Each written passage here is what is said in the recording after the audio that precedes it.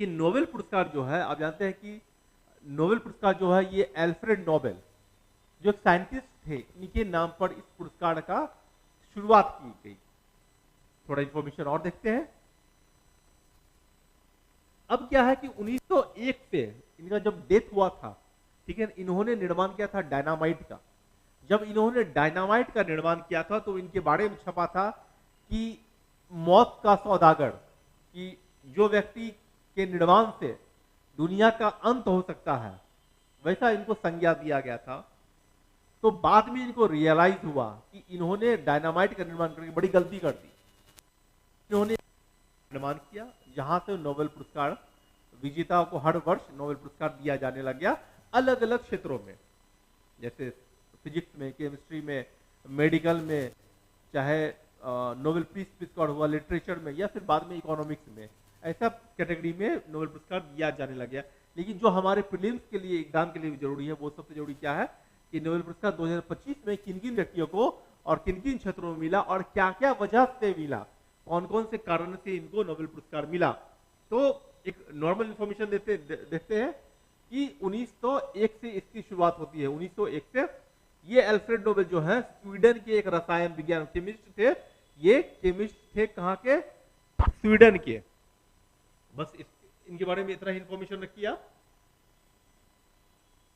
अब है क्या कि एक व्यक्ति को अगर नोबेल जीतता है तो उस व्यक्ति को क्या क्या दिया जाता है सम्मान के रूप में। एक व्यक्ति, अगर कोई व्यक्ति जो नोबेल जीतता है तो उसको सम्मान के रूप में क्या क्या दिया जाता है। तो पहला दिया जाता है एक स्वर्ण पदक। क्या मिलता है उनको? एक मिलता है उनको स्वर्ण पदक, मिलता है इनको एक स्वर्ण पदक। दूसरा मिलता है एक व्यक्तिगत डिप्लोमा, एक डिप्लोमा की डिग्री दी जाती है। और साथ ही साथ जो है वो 11 मिलियन स्वीडिश जो मुद्रा है, वो 11 मिलियन स्वीडिश मुद्रा इनको दी जाती है। 3 चीज दी जाती है। पहला एक स्वर्ण पदक आप देख रहे हैं, एक डिप्लोमा डिग्री देख रहे हैं, और 11 मिलियन स्वीडिश कॉर्नर, जो वहां के स्वीडन की जो मुद्रा है वो उनको दी जाती है। ये 3 चीज जो है ये नोबेल पुरस्कार विजेता को मिलता है।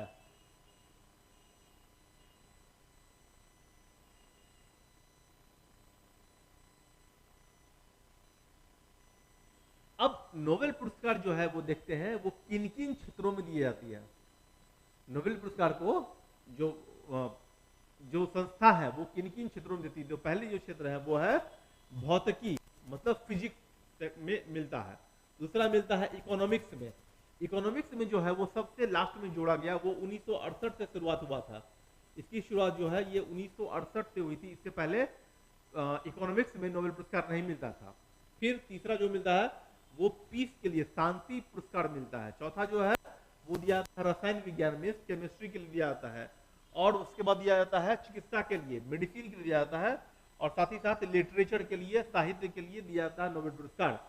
तो ये 6 क्षेत्रों में नोबेल पुरस्कार दिया जाता है। और जो सबसे बाद में जोड़ा गया था वो जोड़ा गया था इकोनॉमिक्स 1968 में। ये भी एग्जाम में पूछता है कब जोड़ा गया था इकोनॉमिक्स को? 1968 में जोड़ा गया था इकोनॉमिक्स को।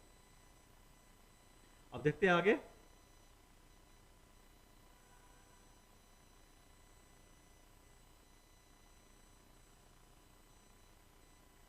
अब इस बार का जो मेडिकल में है, मेडिसिन में, वो जो नोबेल पुरस्कार है वो किसको मिलता है और किस कारण से मिलता है, क्या उन्होंने खोज की। देखिए जो एग्जाम टू द पॉइंट बता रहे हैं आपको, सिर्फ एग्जाम में डायरेक्ट पूछा जाएगा।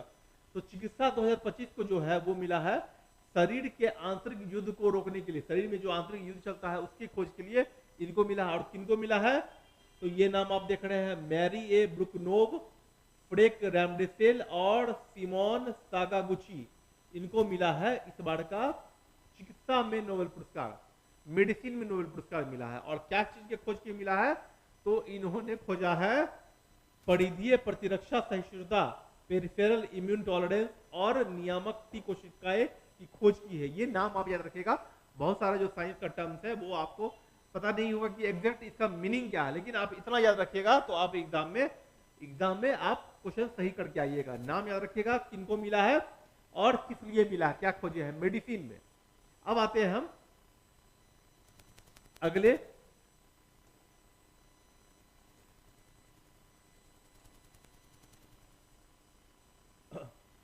फिजिक्स में किनको मिला है, फिजिक्स 2025 में ये क्या मिला है, ये है जॉन क्लार्क, माइकल डी डेबोरेट और जॉन मार्टिनिस।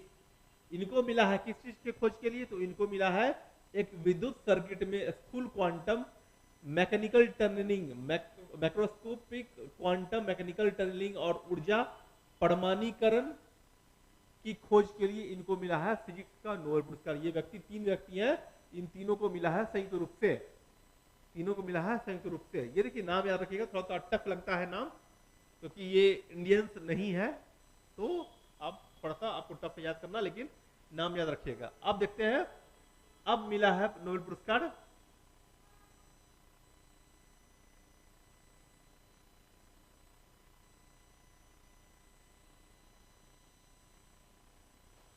अब देखते हैं केमिस्ट्री का नोबेल पुरस्कार किनको मिला है। अब हम देख रहे हैं, पहले मेडिसिन देखा हमने, दूसरा फिजिक्स देखा, अब देखते हैं केमिस्ट्री का नोबेल पुरस्कार किनको मिला।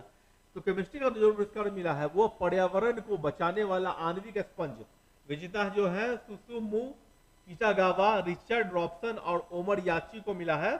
और खोज इन्होंने की कि मेटल ऑर्गेनिक फ्रेमवर्क का विकास अत्यधिक सतह क्षेत्र वाले छिद्रपूर्ण पदार्थ। ये सिर्फ टर्म्स याद रखिए, इतना आपको याद रखना पड़ेगा और नाम याद रखना पड़ेगा। तो इसको इस बार केमिस्ट्री का नोबेल पुरस्कार मिला है। चलिए आप देखते हैं आगे।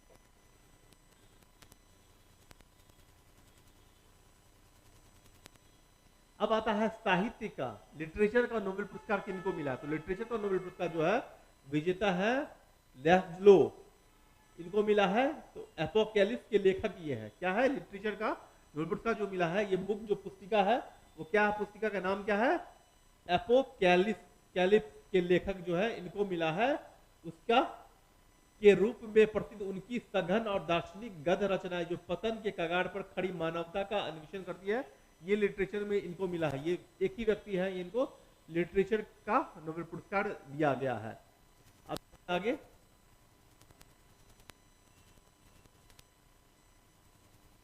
अब शांति का नोबेल पुरस्कार, पीस का नोबेल पुरस्कार।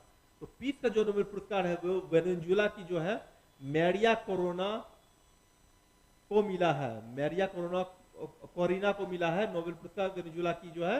ये इनका क्या योगदान है शांति में, तो एक विभाजित राजनीतिक विपक्ष को एकजुट करना और स्वतंत्र चुनावों के लिए शांतिपूर्ण संघर्ष करने के लिए इनको शांति का नोबेल पुरस्कार मिला हुआ है।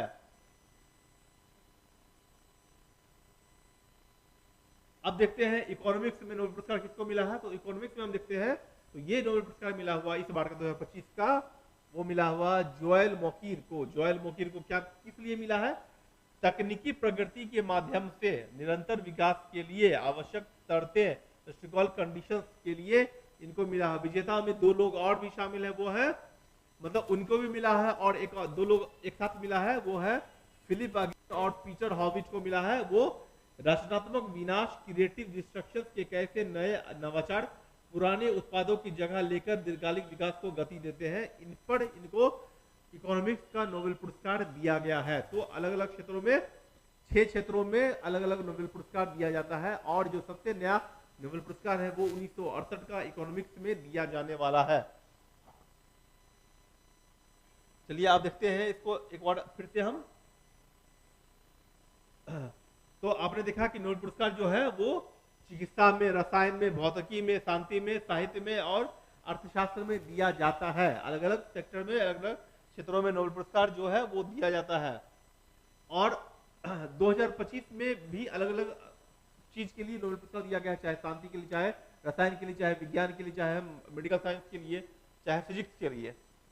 अब थोड़ा सा देखते हैं, हम भारत के बारे में पढ़ते हैं, जो एक भी जरूरी है इंफॉर्मेशन, आपको थोड़ा सा नॉलेज होना चाहिए कि भारत में सबसे पहला नोबेल पुरस्कार किसको दिया गया। तो भारत में सबसे पहला नोबेल पुरस्कार जो है वो रविन्द्रनाथ टैगोर को दिया गया था। रविन्द्रनाथ टैगोर को किस लिए दिया गया था, गीतांजलि के लिए। गीतांजलि इनकी जो पुस्तक है गीतांजलि, उसके लिए इनको दिया गया था। 1913 में दिया गया था। क्या दिया था 1913 में, एशिया में सबसे पहला था ये इनको साहित्य में दिया गया था। दूसरा मिला था सीपी रमन को भौतिकी के लिए, फिजिक्स के लिए मिला था सीपी रमन को कब मिला था, 1930 में मिला था। फिर इंडियंस ही है लेकिन इंडिया में नहीं रहते हैं, मूल रूप से ये भारतीय है। हरगोविंद खुराना को मिला था 1968 में चिकित्सा के लिए। इनको मिला था चिकित्सा मेडिकल साइंस के लिए। फिर मिला है 1979 में मदर टेरेसा को कोलकाता में शांति के लिए। ये एक्चुअली इंडिया की नहीं है, अल्बानिया की, लेकिन भारतीय नागरिकता इन्होंने बाद में ले ली थी। इनको मिला है 1979 में। फिर उसके बाद मिला है सुब्रमण्यम चंद्रशेखर को फिजिक्स के लिए 1983 में। सुब्रमण्यम चंद्रशेखर को फिजिक्स के लिए 1983 में फिर मिला। फिर देखिए उसके बाद किनको मिलता है, उसके बाद मिलता है 1998 में अमर्त्य सेन को इकोनॉमिक्स के लिए। 1998 में अमर्त्य सेन को इकोनॉमिक्स के लिए। फिर मिलता है 2009 में वेंकट रामकृष्णन को रसायन के लिए, केमिस्ट्री के लिए, जिन्होंने रसायन में पुरस्कार जीता। फिर 2014 में मिलता है कैलाश सत्यार्थी को शांति के लिए, जो बच्चों पर काम करते हैं, कैलाश सत्यार्थी शांति के 2014 में मिलता है। उसके बाद 2019 में मिलता है इकोनॉमिक्स में अभिजीत बैनर्जी, मिलता है कि इनको अभिजीत बनर्जी को इकोनॉमिक्स के लिए मिलता है। तो इसमें से बहुत सारे लोग हैं वो मूल रूप से भारतीय नहीं है। फिर कुछ लोग हैं जो भारत के मूल रूप से हैं लेकिन भारत में रहते नहीं हैं, उनकी नागरिकता अलग अलग देशों की है। तो ऐसा करके हम यहाँ पर अभी हमने 2025 का नोबेल पुरस्कार के बारे में पढ़ा, जो कि एग्जाम में लगभग एग्जाम में पूछा जा सकता है, और भारत के जो नोबेल पुरस्कार विजेता हो चुके हैं अभी तक, इनके बारे में भी देखा।